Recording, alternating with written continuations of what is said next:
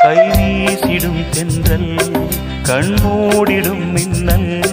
இது கனியோ கவியோ அமுதோ சிலையழகோ